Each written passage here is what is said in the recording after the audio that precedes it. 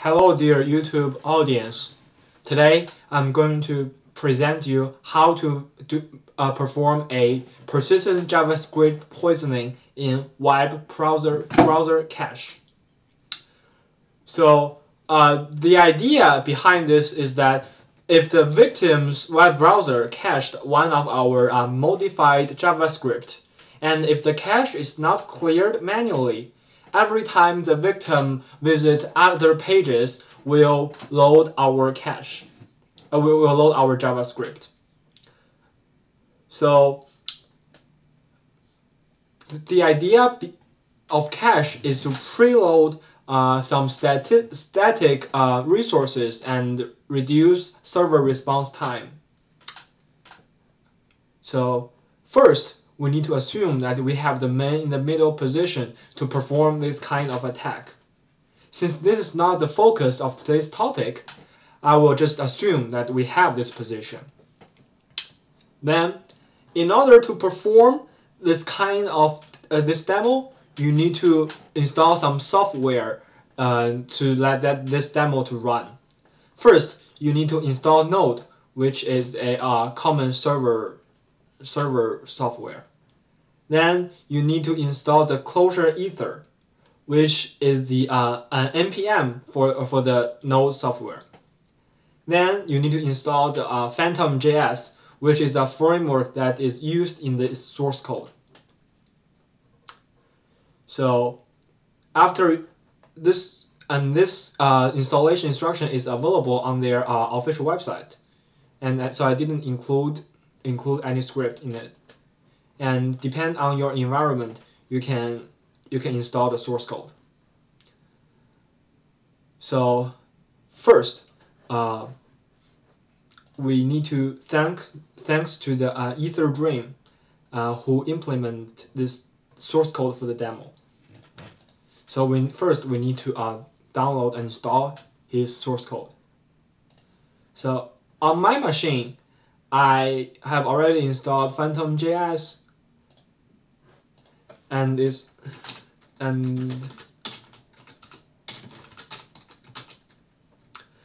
is the place where I place my Phantom.js under a node master, and the bin is the binary executable Phantom.js, which will comes later. And after you do the git clone and npm install for the Ether Dream's GitHub source code, we can see what is happening here. So it has a JS file, a JS directory, and in the JS directory, we can see some of the things that he provides to us. Then let's start hacking. First, we need to update the cache list for the sniffer. So to do this, we run this command.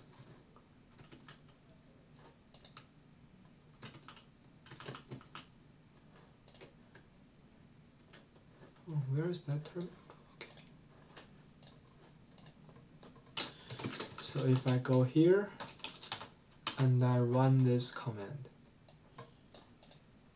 basically this will sniff the victim user. So now if I open a website, it will sniff. For example, I will type maybe google.com, and then it began sniffing it will begin sniffing for the latest for the most cached cached JavaScript resource. And this is what we are going to poison. This is gonna take a while. And basically, it will generate a JSON file that will be used later. It is called the target JSON.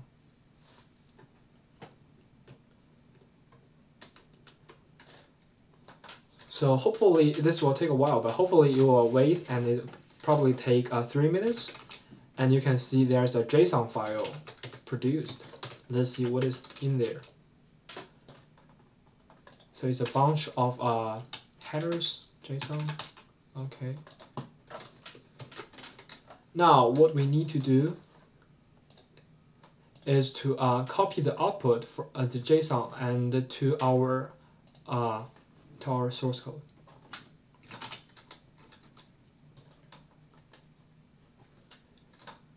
I have already done that, so you don't have to worry about this.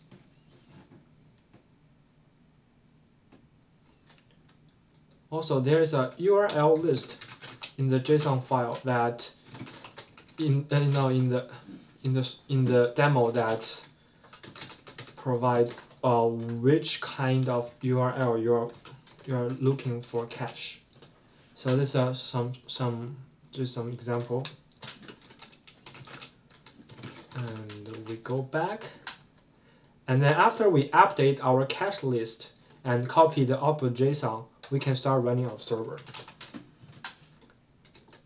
So you do node index.js. Okay. Now our server is up and running. So now if we assume we are in the middle position, we are able to poison the victim's cache, hopefully. So let's open Chrome, Google Chrome, and with the proxy, this proxy, so it goes through our main in the middle. All right, up and running. So let's see what happened. Let's say if I open google.com. So it is poisoned and it is done. Normally, as an attacker, you don't want to do this, but for the purpose of the demonstration, this is good. So now, hopefully, the cache of the victim's browser is poisoned. Let's see if this is working. So now, what I will do is I will turn off the proxy and open Google Chrome again. Let's see. If I open google.com,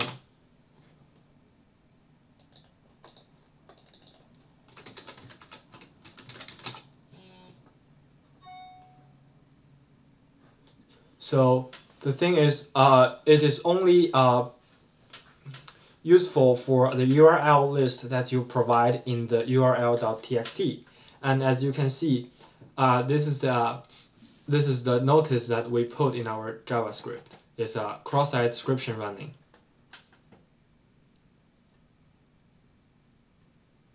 And you can see it is waiting for our for the demonstrations server to load pages. And this Weibo.com is a Twitter-like application in China, which yeah. So let's see. So obviously you can implement anything with JavaScript in your malicious injection. And how do we prevent from this? Well, the idea come to my mind is to clear the cache like manually, especially from time to time, especially when after you're connecting your machine to a unsecure or untrustable network. So here I will clear the cache, and then let's see if the cross-site scripting the script runs again. If I open the Twitter-like website, well, it is working. It is loading stuff instead of the cross-site script running. So this is one way that you can defend against attack like this.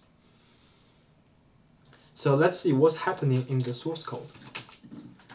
I will close this and stop the server from running. So let's take a look at the index.js. I will then index.js. Pull up for you guys so you can see it completely. It's basically listening to port, other stuff.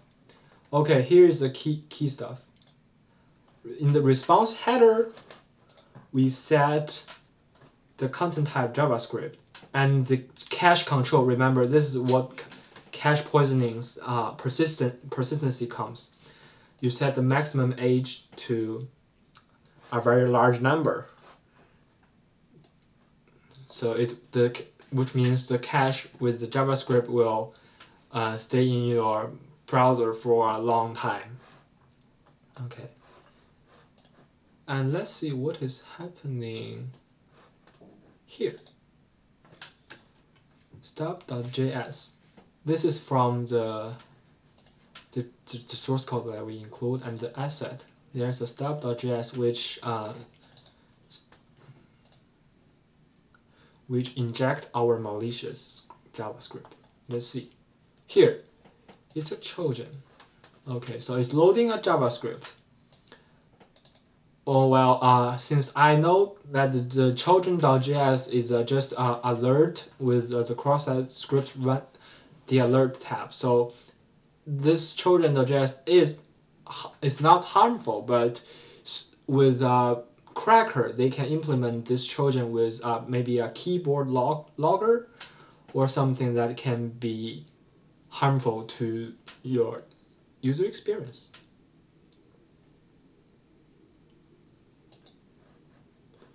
So that's my demonstration in the persistent JavaScript poisoning in web browser cache. Thank you.